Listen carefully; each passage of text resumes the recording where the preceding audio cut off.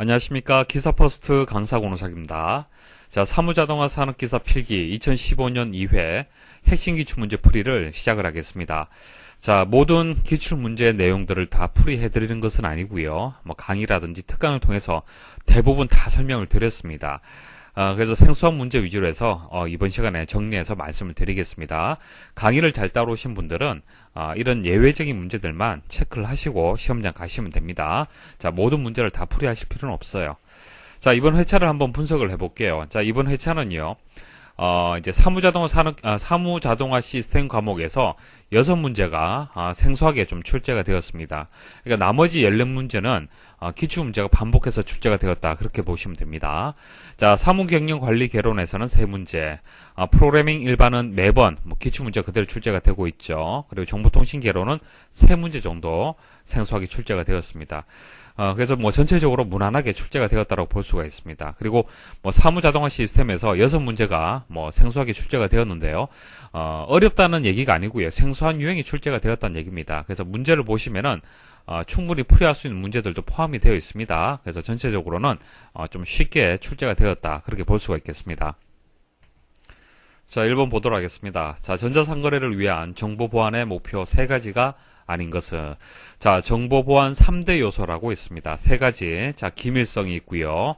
무결성이 있고요. 그 다음 가용성 이렇게 있습니다.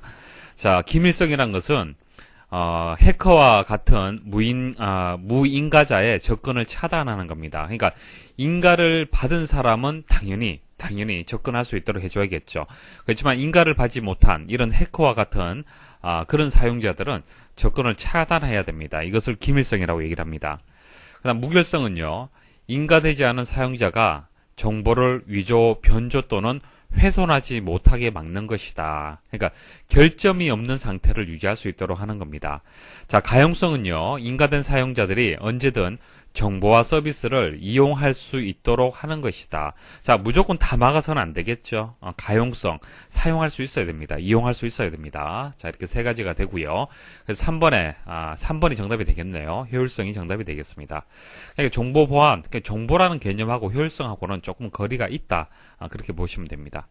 2번, 패시밀리의 특징으로 옳지 않은 것은, 자, 팩스 생각하시면 됩니다. 자, 1번, 일반 전화회선을 이용하여 즉시 전송 가능하다. 자, 전화회선을 이용할 수 있죠. 자, 전화회선을 이용을 해서 팩스 전송할 수 있습니다. 자, 요즘은 이제 인터넷 회선을 또 이용을 해서 팩스를 전송할 수도 있습니다. 자, 2번, 종이 원고의 내용을 원격지에서 충실하게 기록 재생할 수 있다. 자, 팩스의 개념이 되겠죠. 자, 원고, 종이를 넣어서 이제 A4지라든지 이런 것을 넣어서 원격지에 전송을 할 수 있습니다.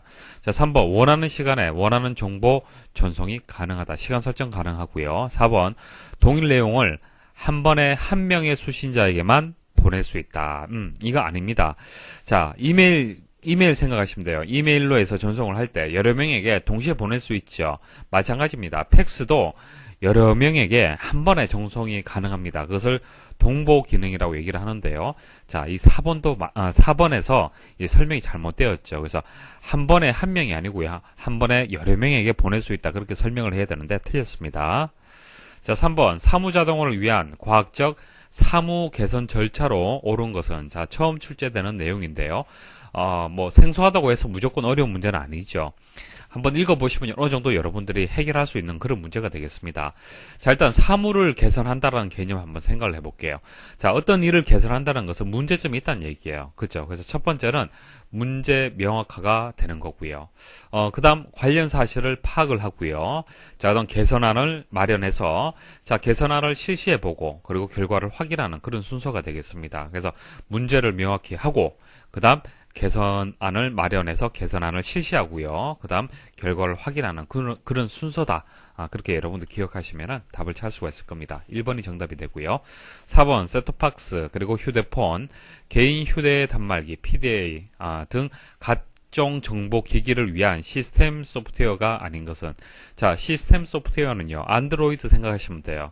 여러분들이 가지고 있는 스마트폰에 그 하드웨어 장치를 원활하게 작동시킬 수 있는 소프트웨어, 그게 시스템 소프트웨어가 되는 겁니다. 그래서 이제 안드로이드 생각하시면 되고, 그리고 여기 embedded Linux. 자, embedded라는 것은 내장되어 있는 프로그램을 얘기를 하는 거예요. 그래서 리눅스를 이런 이제 장치에 내장할 수 있는 그 운영 체제가 embedded Linux가 되는 겁니다. 그리고 윈도우즈에서 만든 윈도우즈 CE라는 또 운영 체제가 있습니다. 이런 것들은 시스템 소프트웨어가 맞습니다. 하지만은 ATmega 128이라는 이 장치, 자, 이것은 소프트웨어가 아닙니다. 아니고요. 이거는 하드웨어 장치예요. 그래서 2번이 정답이 되겠습니다.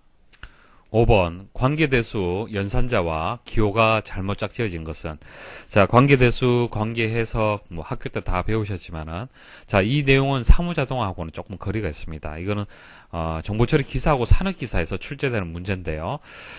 그래서 출제자는 이제 틀릴 수 있도록 그렇게 출제한 문제가 되겠습니다. 그래서 앞으로 출제가 된다면 동일하게 출제가 될 거고 잘 출제되지는 않을 겁니다. 그래서 깊이 있는 내용을 다 말씀드리지는 않고요. 그냥 암기하는 정도로 해서 제가 정리를 해드리겠습니다.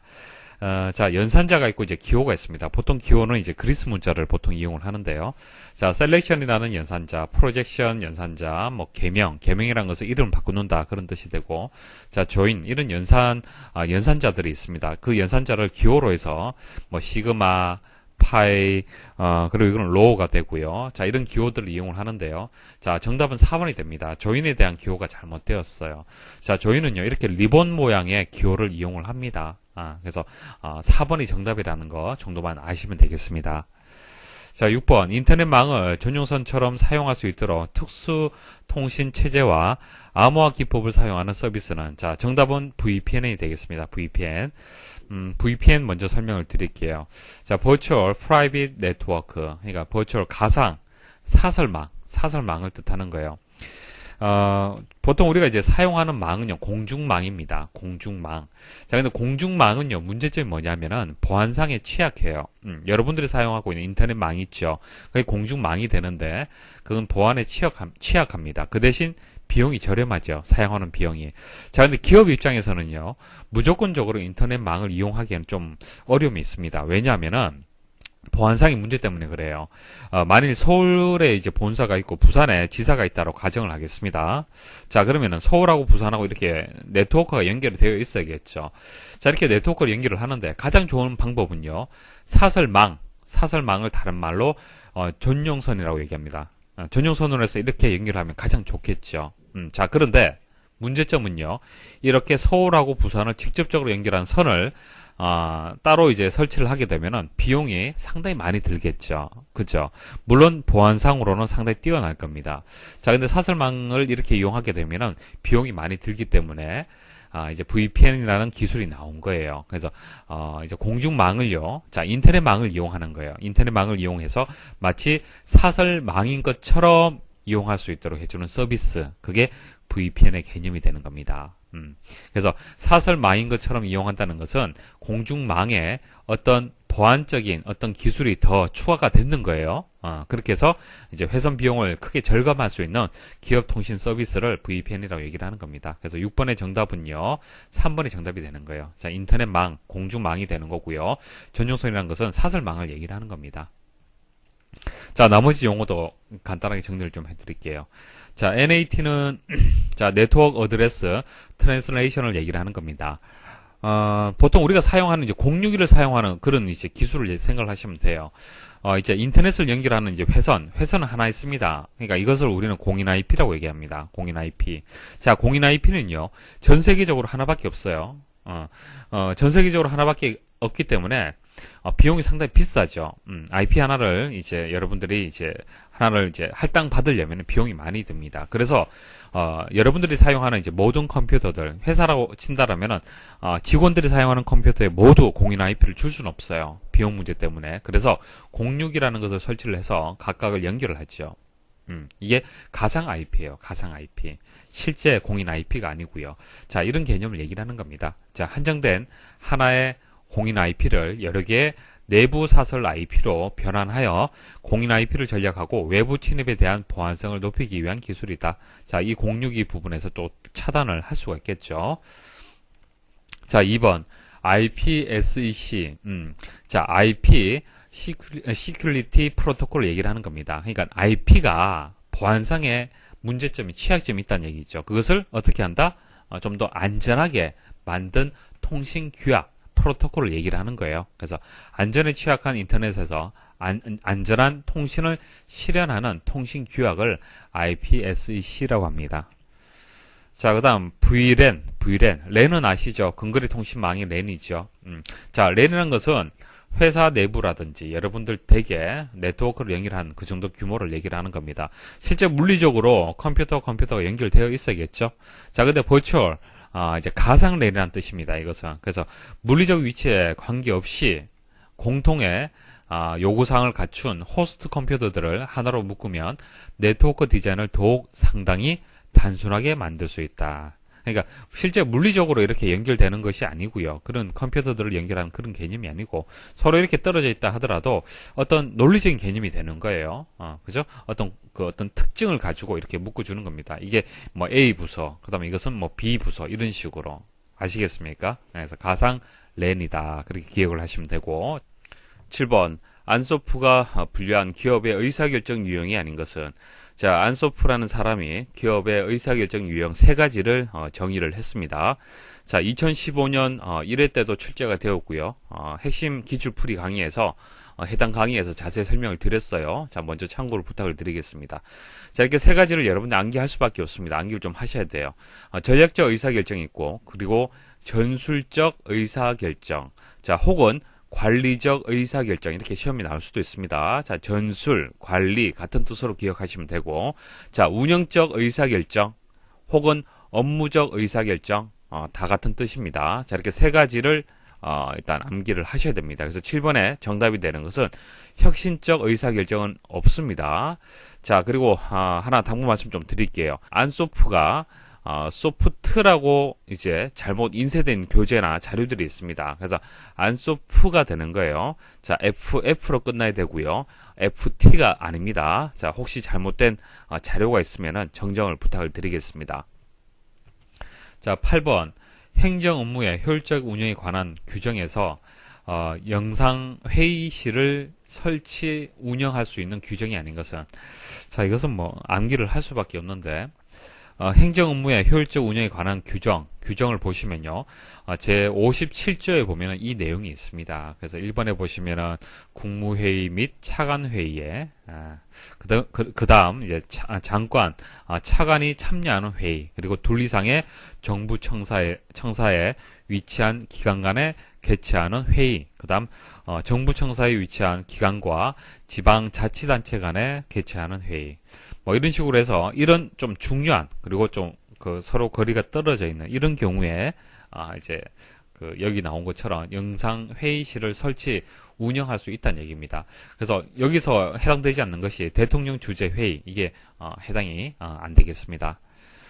자, 9번 정보 관리를 수행하기 위해 필요한 기본적인 요건을 결정하는 것으로 의사결정자가 요구하는 정보의 확정 그리고 사무량 및 처리 방침을 결정하는 기능은 뭐 강의에서 말씀을 드렸는데 자, 정보 관리 기능 이렇게 4가지가 있습니다. 정보 계획, 통제, 그 다음 정보 처리, 정보 제공 및 보관 이렇게 있죠. 자, 이 보기에서 정답은 이제 정보 계획이 정답이 됩니다. 그래서 뭐 한번 읽어보시면 어느 정도 개념이 여러분들이 이제 잡을 수가 있을 거예요.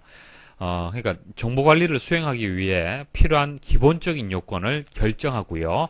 의사결정자가 요구하는 정보의 확정, 사무량이라든지 처리 방침. 그러니까 이것은 정보를 관리할 때 최초의 계획 단계에서 생각해야 될 그런 내용들이 되는 거예요. 그 다음 통제 단계 들어가는 겁니다. 통제 단계에서 이런 것을 결정해서는 안 되겠죠. 자, 통제 단계는 정보 관리의 중핵적 기능이 되는 겁니다. 가장 중요한 기능이 되겠죠. 그래서 이제 성패 여부에 따라서 이 기능의 성패 여부에 따라서 정보 관리의 가치가 좌우되는 아주 중요한 기능이 되겠습니다. 자, 정보 처리는 정보 통제의 지시에 따라서 정보 통제 지시에 따라서 사무 작업을 실행하는 거예요. 말 그대로 정보 처리하는 겁니다. 자, 정보 제공 및 보관. 자, 정보를 필요로 하는 자에게 정보 제공해야겠죠. 그런 의미를 가지고 있습니다. 10번 DTE와 DTE 간에 RS232C에 의한 직접 접속 시 불필요한 것은 자, 널 모뎀이라는 얘기가 나오는데 널이란 것은 뭐 존재하지 않는다 그런 의미를 가지고 있습니다. 그러니까 모뎀이 존재하지 않는다. 모뎀 없이 직접적으로 접속하는 방법. 그때 불필요한 것이 무엇이냐. 이런 얘기가 되는 겁니다. 먼저 RS232C. 자, RS232C는요, 컴퓨터와 주변 장치 또는 데이터 단말 장치, DTE라고 하죠. DTE. 자, 데이터 단말 장치와 데이터 회선 종단 장치, DCE. 자, DCE는 모뎀 생각하시면 됩니다. 자, 이것을 상호 접속해주는 물리적인 인터페이스를 RS232C라고 합니다. 그래서 결과를 말씀을 드리면 이렇죠. 모뎀하고 단말기, 컴퓨터하고 모뎀을 연결할 때, 그때 물리적인 인터페이스가 된다는 얘기예요. 그렇죠? 그 말이 되는 거잖아요. 근데 문제에서는 컴퓨터하고 컴퓨터를 직접적으로 연결한다는 얘기예요. 모뎀 없이. 그때 불필요한 것이 무엇이냐, 이렇게 이제 문제가 주어진 겁니다. 그러니까 정답은 이제 4번이 정답이에요. 나머지는 필요하다는 얘기죠. 그럼 나머지를 이해를 하시면 되는 거예요. 자, 널 모뎀은요, 세 가지 핀이 반드시 필요합니다. 세 가지 핀. 그래서 보호용, 접지, 그 다음 송신하기 위한 핀, 수신하기 위한 핀, 이렇게 필요합니다. 그래서 영문으로 기억을 하셔야겠죠. GND, 그 다음 TXD 송신, RXD 이것은 수신입니다.